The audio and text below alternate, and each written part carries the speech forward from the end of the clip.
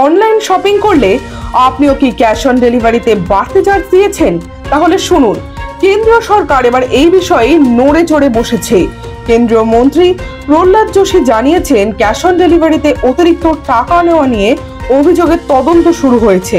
তিনি স্পষ্ট বার্তা দিয়েছেন, যে কোনো ই কমার্স সংস্থা যদি ক্রেতার অধিকার লঙ্ঘন করে তাহলে তাদের বিরুদ্ধে কড়া ব্যবস্থা নেওয়া হবে। প্রসঙ্গত, গ্রাহক বিষয়ক বিভাগে ইতিমধ্যে একাধিক অভিযোগ জমা পড়েছে যে অর্ডারের মূল দামের উপর কোম্পানিগুলো আলাদা করে চার্জ নিচ্ছে। এক নেটিজেন অভিযোগ করে লিখেছিলেন, জোম্যাটো সুইগির রেন্ট ফি ভুলে যান, ফ্লিপকার্টই এখন মাস্টার স্ট্রোক খেলছে ক্যাশ অন ডেলিভারিতে।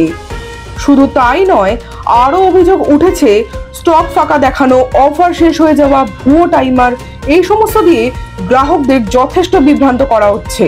এখন প্রশ্ন উঠছে, সরকারের হস্তক্ষেপে এই অতিরিক্ত চার্জ আর মিথ্যে কৌশল কি সত্যিই বন্ধ হবে? আচ্ছা, আপনি কি অনলাইন শপিংয়ে এমন অভিজ্ঞতার সম্মুখীন হয়েছেন? কমেন্টে জানান।